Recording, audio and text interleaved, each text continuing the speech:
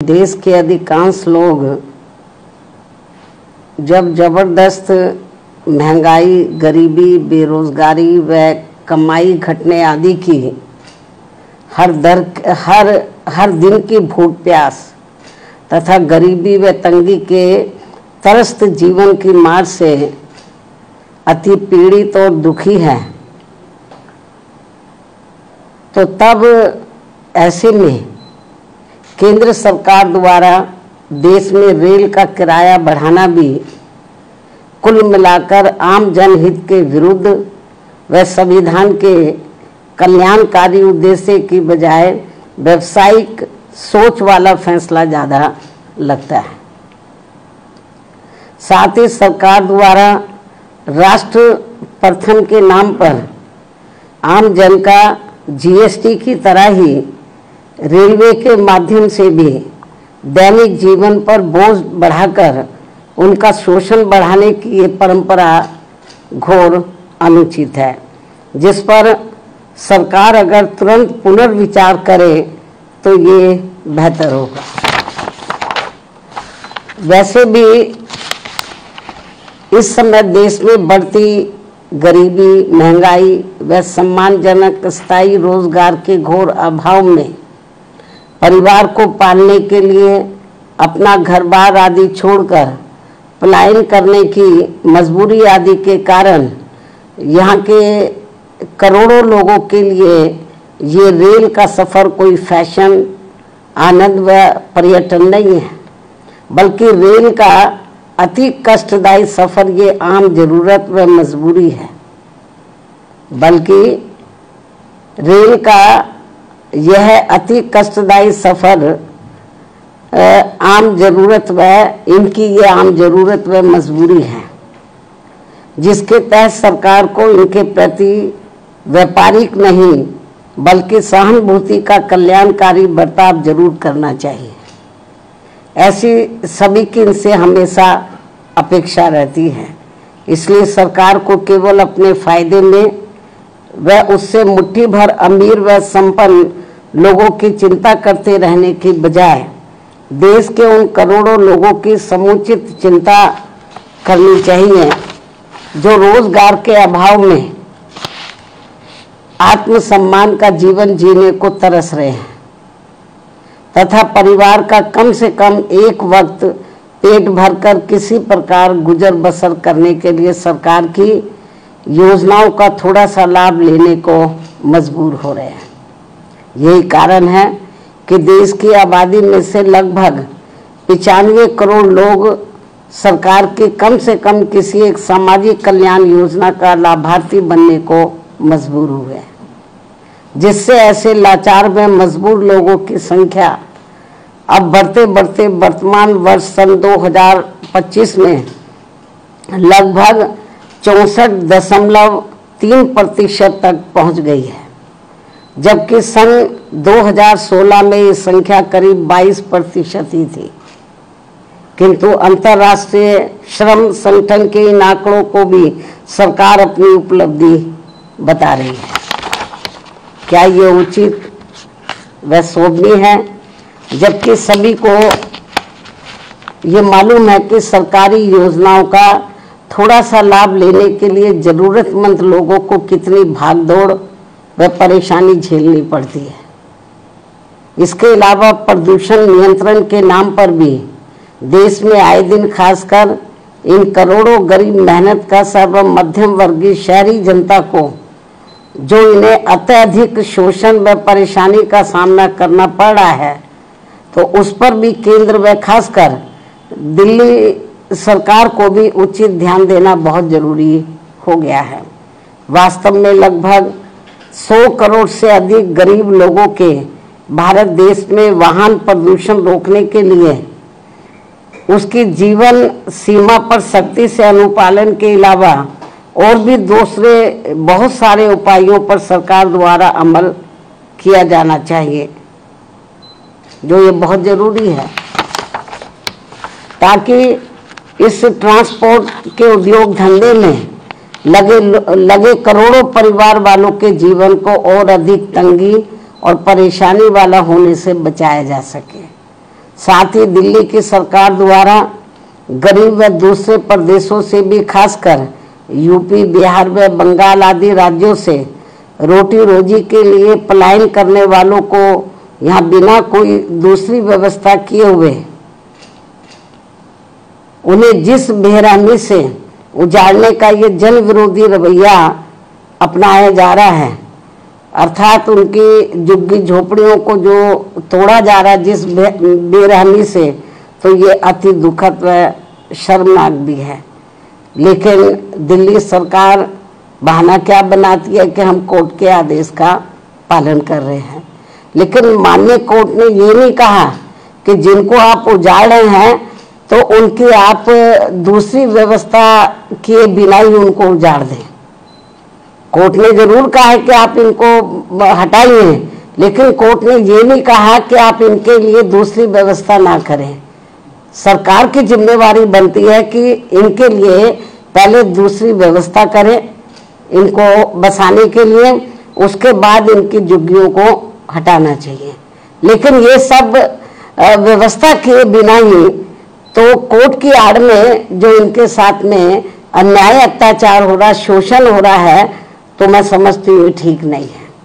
वैसे भी दैनिक उपयोग की आवश्यक वस्तुओं पर भी जिस प्रकार से कीमतें बढ़ाई जा रही हैं, इसके अलावा दैनिक उपयोग की आवश्यक वस्तुओं पर भी जिस प्रकार से कीमतें बढ़ाई जा रही हैं, वे भी खासकर दिल्ली की जनता के लिए भारी मुसीबतें पैदा कर रही हैं।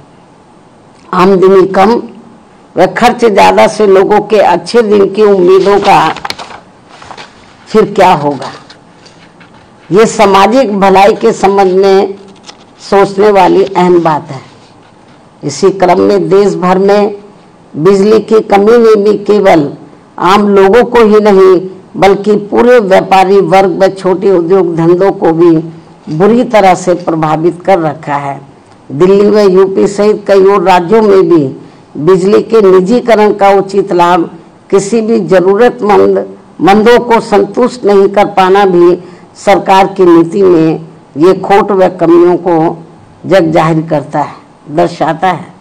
सरकार इस समस्या का भी संतोषजनक समाधान जितना जल्दी निकाल ले तो वह उतना देश हित में बेहतर होगा। आत्मसम्मान का जीवन जीने को तरस रहे हैं तथा परिवार का कम से कम एक वक्त पेट भरकर किसी प्रकार गुजर बसर करने के लिए सरकार की योजनाओं का थोड़ा सा लाभ लेने को मजबूर हो रहे हैं।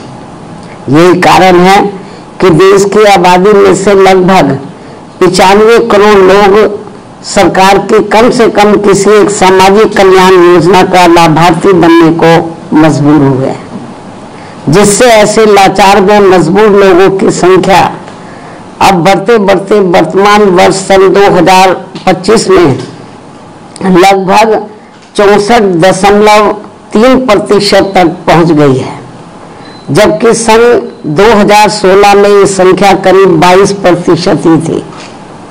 किंतु अंतर्राष्ट्रीय श्रम संगठन के इन आंकड़ों को भी सरकार अपनी उपलब्धि बता रही है। क्या ये उचित व शोभनीय है? जबकि सभी को ये मालूम है कि सरकारी योजनाओं का थोड़ा सा लाभ लेने के लिए जरूरतमंद लोगों को कितनी भागदौड़ व परेशानी झेलनी पड़ती है।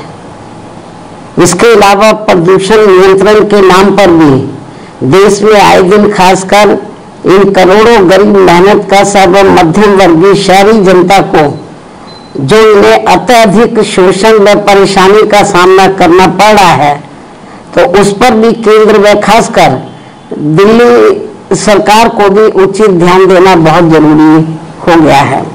वास्तव में लगभग 100 करोड़ से अधिक गरीब लोगों के भारत देश में वाहन प्रदूषण रोकने के लिए उसकी जीवन सीमा पर सख्ती से अनुपालन के अलावा और भी दूसरे बहुत सारे उपायों पर सरकार द्वारा अमल किया जाना चाहिए, जो ये बहुत जरूरी है, ताकि इस ट्रांसपोर्ट के उद्योग धंधे में लगे करोड़ों परिवार वालों के जीवन को और अधिक तंगी और परेशानी वाला होने से बचाया जा सके।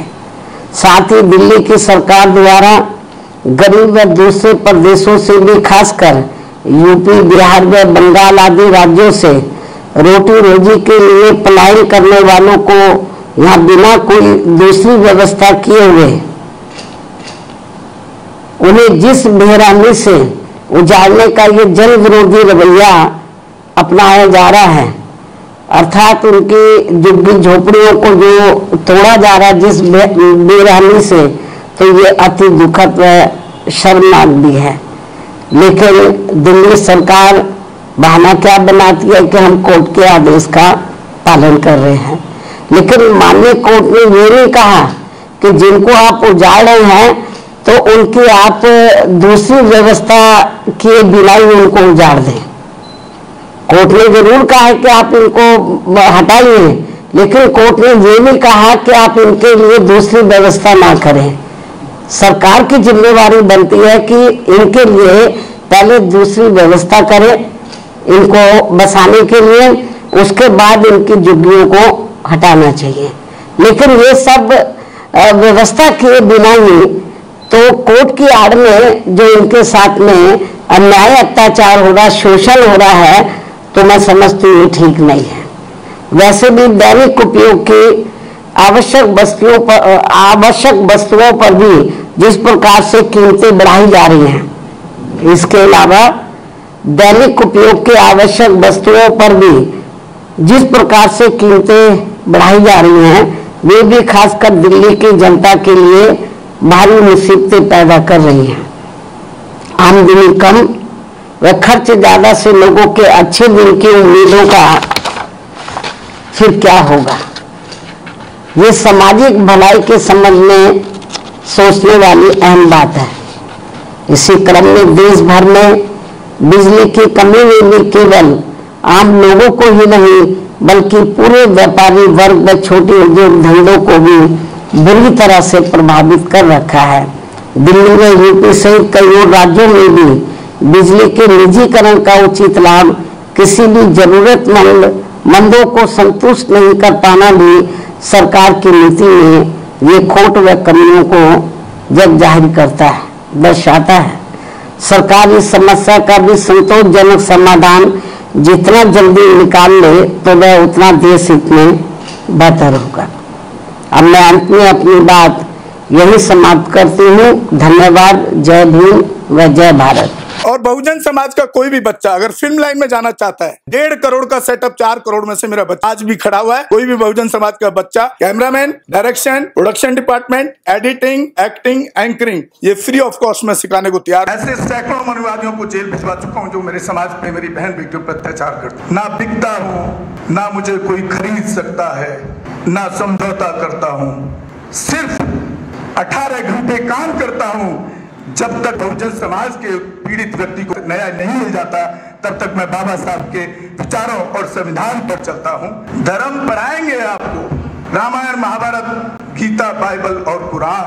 दोस्तों, आपको पढ़ना होगा भारत का संविधान। अगर आपको आजादी चाहिए तो सिर्फ एक ही रास्ता है, संविधान। 1984 में काशीराम साहब को ज्वाइन किया मैंने, और उस टाइम मैं 9th क्लास में पढ़ता था। उनके उस रास्ते पे काम करता हूँ। सामाजिक आंदोलन चलते रहना चाहिए, राजनीतिक आंदोलन चले या ना चले। हमारे channel Bahujan Dastak and constitution news like, share, subscribe देखना मत भूलिएगा। जय भीम, जय भारत, जय संविधान।